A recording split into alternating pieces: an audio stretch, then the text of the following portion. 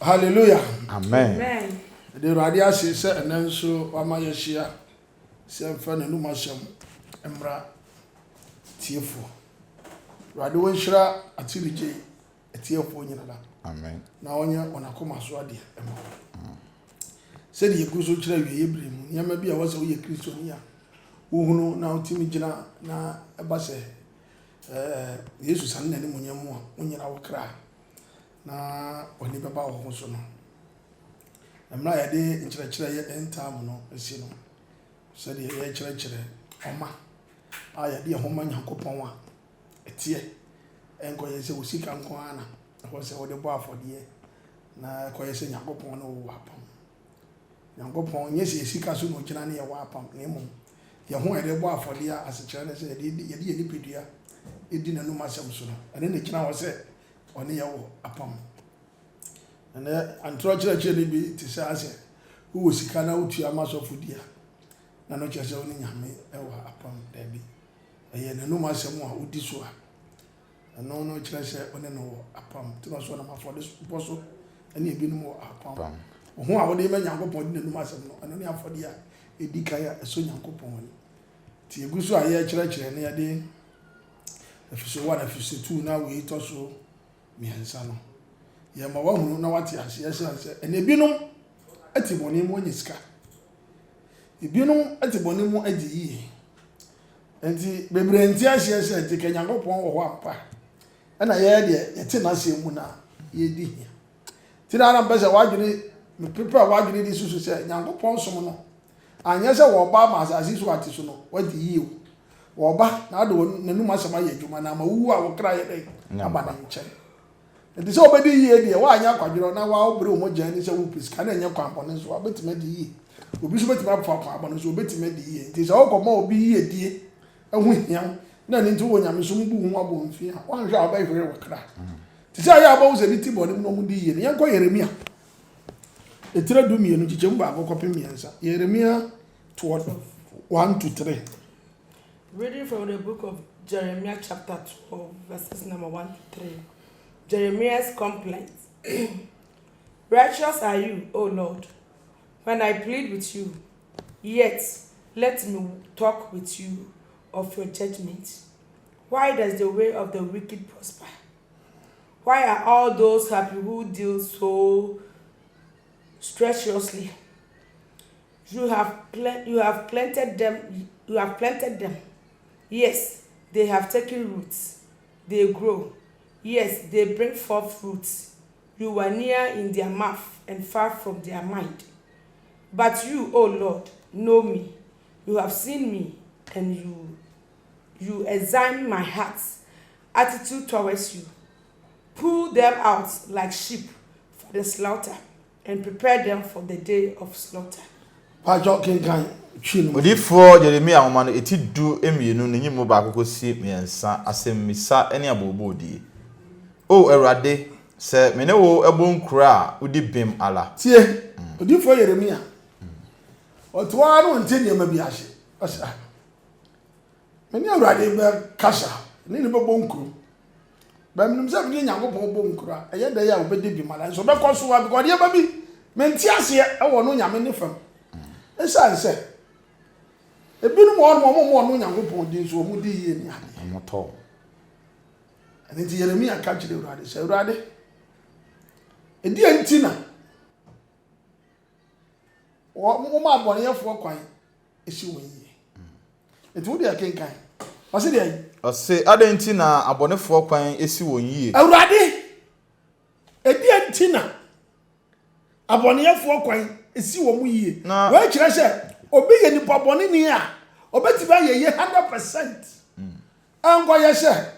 Onye Kristo ni nti eni kwan so ye tie ni ye aha na mbaso onye Kristo ni awon se ye die enya no nti na Yesu Kristo e bae ko we Yeremia ma ye hu se obi timi di ye wa abra omu ni mu Nyankopon to se Awurade ade nti na bone yefo e kwan si omu ye aha o se na nkonkon safo nyina so ho dwo wo ti ase obi di konkonsa informant ye tuya de ka o woni fie o woni ka ahunyade konkonza na odi o ka se ma kire akwa we odi cocaine odi ahye ne bag ni amate pof ni akwachi ni pakro aje ne hye ana on ti ase what I say ma we have a catcher I'm 20 million in cash binjo na wache sango for ni nyina omo ye dey eto wo omo jo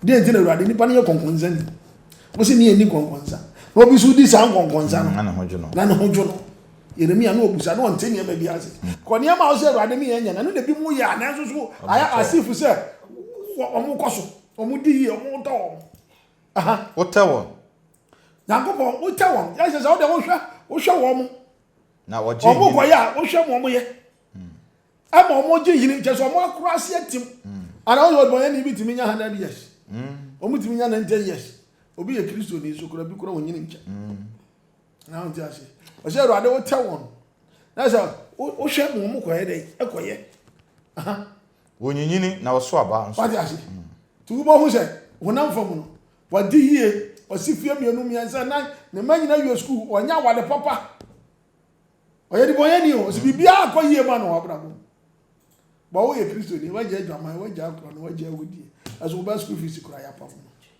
o la be kura ya be twop on se ye die ntina Yesu ba ye dia ana na je se ko ama ni ye afi o ti ase we na kira o se anya honam ye die ntina Yesu Kristo ye de eba tie ni ye pa me pesa me twe wadwene sisu se afode ehia ma Nyankopon ai se wo de wabrabo ebe ma no wodu ni padua be ma na asema di so ano ni afode ehia Nyankopon no wo apam enye wo sika because sika de dia obi anya bi wabrabo ni mo no Nyankopon to se urade die nti na bone yefo omo asi omo yi na gogonsafo ho to wo na wa so te wo mo hwe mo ye ema omo timi nyini che omo ji hini de omo ye bia timi ye aha na woni won akoma entem etwe o ja bi wo na wo ben wona no o ja se e ti utim se obi atofi atoka boni nko na o de ogwa so bi de nyame ahira mi o agwo ka asa na o se kagra da free suru be pan kwemi ehun se nye nyame na ahira na so so hwinti no wonam nyame ahira mi to ye Kristo ni na wo no hu ni sa na ase obi di yi a na nyame ayi de ehira no o se ro ado ben wa no ya no mo boni me o de me de Yakobon aye me o de me de nyame aye me na on ti ase aha na woni wona akoma entem twe na wonu ma se mo wo makoma ma wo se ko mo di so ne de bi ni ho sa onu omo ntam twe atwe ko so onu ma se mo omo fo mo ni padua ma wo awurade omo ni wonu ma se so na omo aye yesu omo ka se mo Yakobon no aye de wo hira wo mo aha na nso wo awurade woni me na me awurade je woni me ohu me wo me na wo so makoma hwe wonim dia mo nsam dia me dia si ya me sori ya me di so se de tie wo fam ati ase ko me dwene wo asem anopa ne awia ne anwumre Yakobon Yesu tie ma wo asem wonim sa wo nsam a wo ka kire me nyina de me nya nyina me de sie makoma me nya so de awurade wonim me ko obi ka se awurade nim me ana je so de Yakobon no ma asem eyi adwuma aha ose na hwe se uhu me na wo so makoma na hwe se de etie e wo fam wati ase wonim me wo so bakoma wo de etie e wo fam ko so bakoma mu adwo woni nim dabi omra na wo omra asem ko na wo aha tutu won se enwan a wori kokun won wati ase na chira won so esi okum da afeti o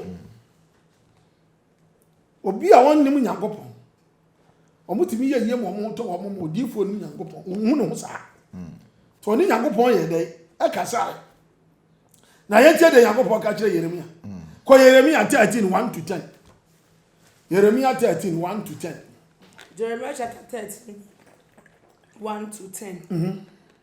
The buried waist cloth. That says the Lord to me, go and get a waist cloth and put in your lions. Do not put in water. So I got a waist cloth according to the word of Lord and put it on my lions. And the word of the Lord came to me the second time, saying, take the waist cloth that you have, that is upon your lions, and arise. Go to the Ephrates, hide it there in the hole of the rock. So I went and hid it by the Ephraim as the Lord commanded me. Now it came to pass after many days that the Lord said to me, Arise, go to the Ephraim and take the waist clothes from there that I commanded you to hide. Then I went to the Ephraim and dug, and I took the waist cloth from the place where I had hid it. And behold, the waist cloth was married.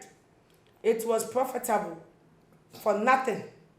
Then the word of the Lord came to me, saying, Thus says the Lord, after this manner I will mar the pride of Judah and the great pride of Jerusalem. This is evil people who refuse to hear my word, who walk in the imagination of their hearts, and walk after other gods to serve them and to worship them. Will even be as this waist cloth, and that is good for nothing. For as the waist cloth claves to the lions of a man, so I have caused to clave to me the whole house of Israel and the whole house of Judah, says the Lord, that they might be to me for a people, and for a name, and for a praise, and for glory. Odifo Jeremiah ti du me ensan ne yum ba kokko si edu.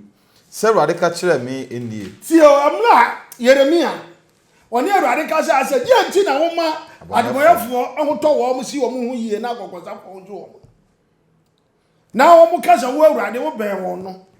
Na so anya no kure no. Wo na wo hira nso no mo boa no. Na Yakobọ ba say wo kire wo mo se. Kire Jeremiah de. To ka kire ni se ahanyango se Awurade ka kire me enie. Se de Awurade ka kire Jeremiah ni. Ko na koto enwura boso na fa bo wase. O ko no koto enwura ya ka se enwura adi material fufuo. A hwi nim bibi anka mu o za enwura no aya na edene. Enye yi se enwura mo no wo ba da wo ba tim. Na fa bo wase ne. O fa bo na sene. Na emfa mmọ nsuo mu. Ma o fa bo nsuo mu. Ana me de Awurade asem ne so. Ana Jeremiah koto onwira no de babo na sene wa bra wa fa mo. Koto aboso no. Na me de me bo masene. Na Awurade asem ba me nchen. Ana Awurade sa ka che Jeremiah bi mu se. Fa aboso a utoye a ebo wasene no. Na sori ko Efrat. O ka che de se aboso na me ka se koto onwira na me ka se fa bo wasene no. Fa ko Efrat wona ko ye se bibi ti se kura. Motani ne amane amaye dai ewo ho. Na fa ko hye obotan tokuro mu. Na fa ko hye obotan tokuro bi mu. Na mesimu me de me ko hinta Efrat. Ana Jeremiah de anwira no ko Efrat. Se de Awurade hye me no. Bi ko hye obotan se de Yakobọ ka ye no. Na enapi akiri no. So many years. Awurade ka kire me se. Ana Awurade ka kire Jeremiah bi mu se. Sori ko Efrat. Ko ba bia me ka se fa anwira no ko hye no. Na ko fa boso a me hye wo se fa ko si ho no. Na anwira no ko ne ko fa bra. Fa bra.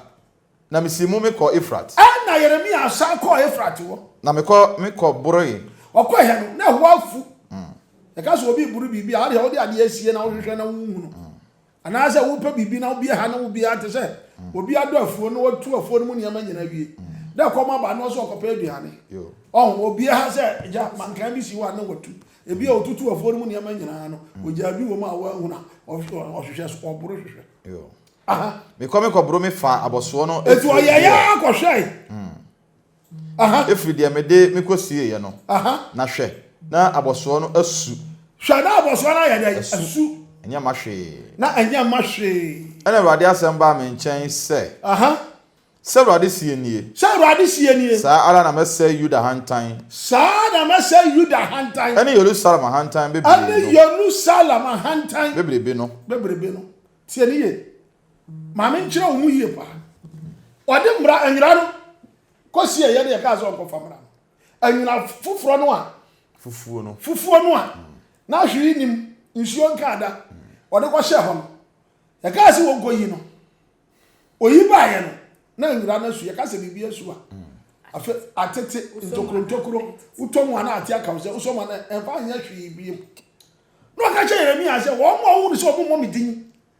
Na wo so omanya sika omoji omani omo ho ato wo omo ye kokozafo enti bo na omo ho ato omo wiye ya no sei na beye tie ni ye ti man tra nyame fie ntra boni mu na mfa kwa bia so nya sika nka se nyame ahira woni awie ye pa awie ne afa wonya hwe ma ne nya dai enye ye awie so ya obi afa anya ma ne nya hwe ma ne ya bonsam jem na ya dai okọ aha na mbasa wo ye gidi ni a wo ni se enya asase so ye die nti ne ma Yesu Kristo ye dai bae cause everybody di here enye nyame na ahira wo mo se de wo ka se enhira eye se wonya sika se fie enhira na mo ho sa ti aha ana me ma wa dwene aba wo so se ye bere mo no hwehwe nyame anu ma asem so di so na nyina wo se wo do ho am nyankopon na ma oni nyame nya apam na mom nya wo sika ubenya ade babo afode am nyame ena no ubenya apam wa abra mu ni na asem so Awurade hira wo amen onya okese amen